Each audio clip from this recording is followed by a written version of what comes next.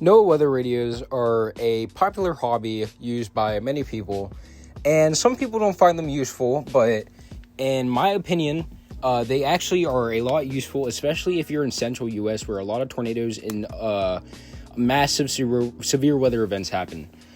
So today I'm going to explain why these radios are useful and why I think you should always have one in your home and one you can take with you when you go camping or on hikes. A popular weather radio is the WR120. Now, this is a stationary home radio, but the cool thing with these kind of radios is that you can also edit the events. So say if you don't want a child abduction emergency, aka an Amber Alert, you can just easily turn that off in the Edit Events tab. Or if you get flood warnings and you're not in a flood area, like if you're not living next to rivers or anything, you can easily just go to the flood warning and turn it off in the same code event editor, and you won't get alerts for that anymore. And it's a pretty neat thing. I recommend these kind of radios in your house.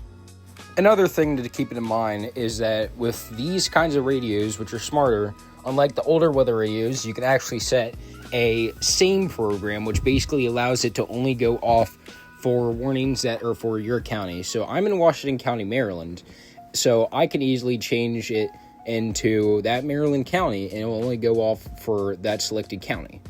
But I like to keep my radio on to any county because I like just getting alerts in general.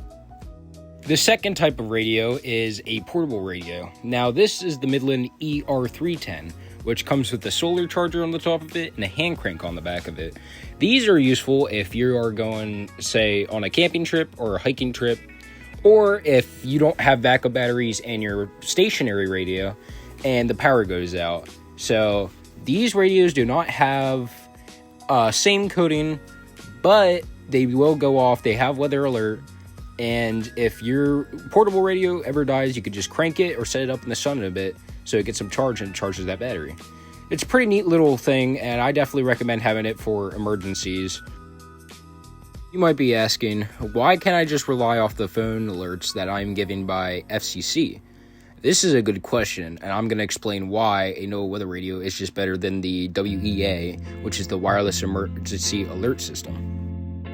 Wireless emergency alerts are still in progress of being made, and they tend to fail sometimes. Although they do not fail most of the time, they do still fail. And I'd recommend at least having a weather radio as a backup, just in case if there's like a tornado warning and say it fails to be toned and your phone doesn't go off for it. It's just a better backup thing to have. Weather radios usually give more information than a wireless emergency alert does due to their limit on how many characters you can put into an alert text. But not only that, weather radios go off for more things, unlike wireless emergency alerts do. So if there is a non-destructive severe thunderstorm warning, wireless emergency alerts will not tone that, but the weather radios will definitely go off for it. This allows you to prepare for severe thunderstorm wind gusts and possible damage to your property, and it just basically tells you to get inside because there's about to be a bad storm outside, which I find a lot useful than wireless emergency alerts because they do not tone that.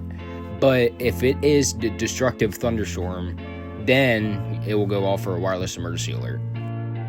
Weather radios aren't just used for weather-related events as well. They could be used for civil warnings, such as civil danger warnings, hazardous materials, or a nuclear power plant warning. This can allow people to get alerts like a shelter in place if law enforcement is active in the area. Say there's a manhunt for a murder, they could send out a shelter in place warning or an immediate evacuation warning. All residents from Burning Springs to the Shillian Bridge on the Bell side of Woodcut Arbor and West City limits of Arlington Shillian Bridge onto shelter in place due to an emergency in the Bell area. That's all I really have to say for today. I'll make a part 2 maybe, but this is, in my opinion, why you should have a weather radio in your house or a portable radio for emergencies. They're just a useful thing to have. I'll see you guys in the next video.